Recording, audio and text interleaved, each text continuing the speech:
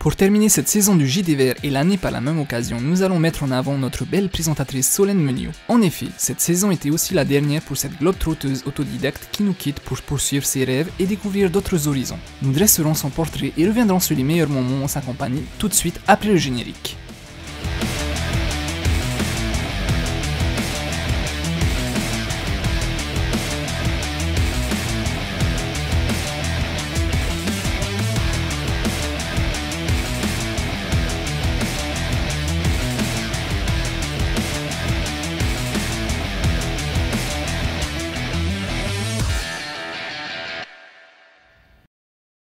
Solène est arrivée à Tahiti un peu par hasard après qu'une amie lui ait conseillé cette destination à la suite de ses études au Canada. Elle est originaire de Fréjus dans le sud de la France et a suivi un cursus en communication avec une spécialisation en relations presse. À part ça, elle aime les tomates qu'elle consomme tous les jours et est très frileuse. Dans ce numéro, nous allons faire une rétrospective de ses apparitions dans le JT Vert.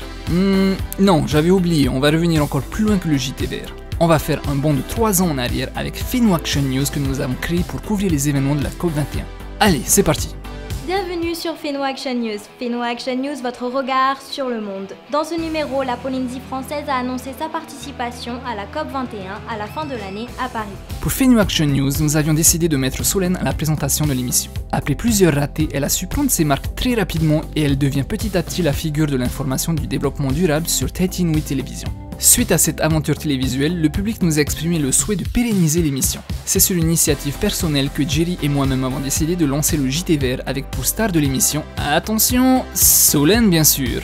La seule petite différence, c'est qu'elle est accompagnée d'un maintenant incontournable Jerry Biri alias le machin vert, le truc vert, le Père Noël de la télé ou encore Monsieur Environnement. Nous avons ensemble vécu des aventures qui ont marqué nos mémoires et nous ont fait réfléchir à nos actions sur notre planète. Nous avons pu faire des rencontres que nous n'oublierons jamais et des personnes que nous pouvons maintenant appeler des amis. Un mot tellement utilisé pour désigner des connaissances diverses sur les réseaux sociaux. Le groupe a donc pu revenir aux fondamentaux grâce à des relations réelles avec des humains. Des relations avec la nature sauvage et vierge de la suractivité industrielle. Solène a pu nous confier dans un précédent témoignage ce qu'elle pensait de notre pays et de notre culture. Il y a Mopelia qui m'a beaucoup marqué parce qu'on avait une mission là-bas, donc c'était partir à la rencontre des tortues, observer comment elles fonctionnaient, etc. Et là, c'est vrai qu'on a eu la chance de rester 10 jours sur une île qui est considérée comme déserte, un atoll. Et c'était une expérience assez enrichissante sur pas mal de points. C'est vrai que se retrouver dans un endroit comme ça où c'est vraiment paradisiaque, il n'y a personne, on était coupé du monde entier, il n'y avait pas de réseau, etc. Donc pour ces raisons, ce serait celle-là. Par contre, celle qui m'a plus touchée humainement, on va dire, c'est Réo. Là, c'était juste incroyable comme séjour. Ouais, pour le côté humain et culturel, c'est beaucoup Réo. Je retiens qu'ils ont énormément de choses à nous apprendre sur beaucoup de points et même au niveau de l'environnement.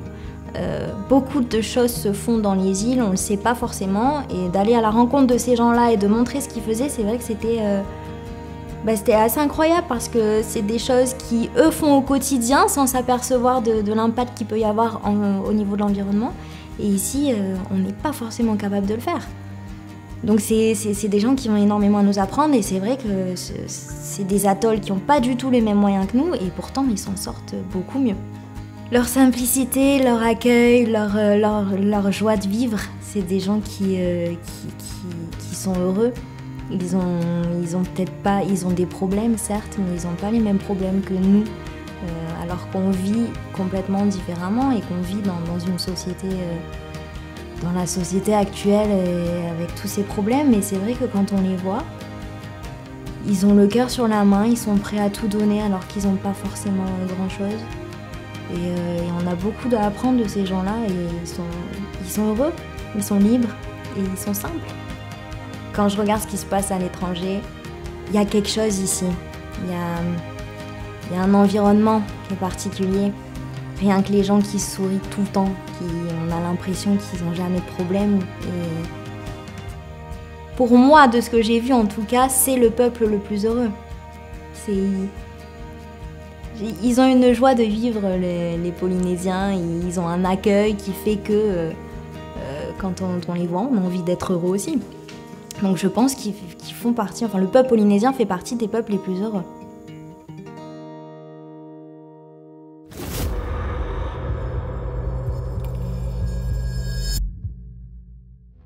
Nous vous l'avions déjà dit, en Polynésie française, la majorité des émissions en CO2 provient des transports terrestres pour 33% et de la production d'électricité pour 36%.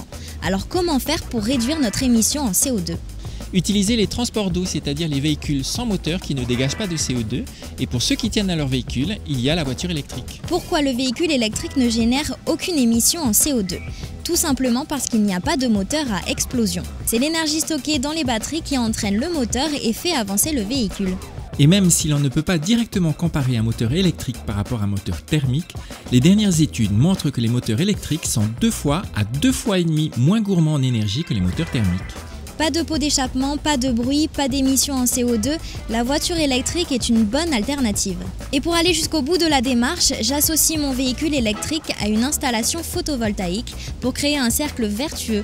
Je produis une électricité propre et je roule sans dégager d'émissions de CO2. Solène, nous te remercions d'avoir fait partie de cette équipe qui fait passer l'information pour un meilleur lendemain malgré les difficultés. Merci de nous avoir fait confiance, un rire suivi dans nos projets les plus fous. Djibril, Onui et moi-même te souhaitons un très bon départ vers de nouvelles aventures. Et sache que ce pays est devenu ta terre d'adoption. Bon vent. Voilà les amis, le JT Vert est maintenant terminé. Nous espérons que vous avez passé un agréable moment avec nous. Vous pouvez retrouver notre émission sur le replay de TNTV ou sur les réseaux sociaux du JT Vert. Souvenez-vous de dire « je t'aime » à notre Fénois le plus souvent possible. Bonne soirée.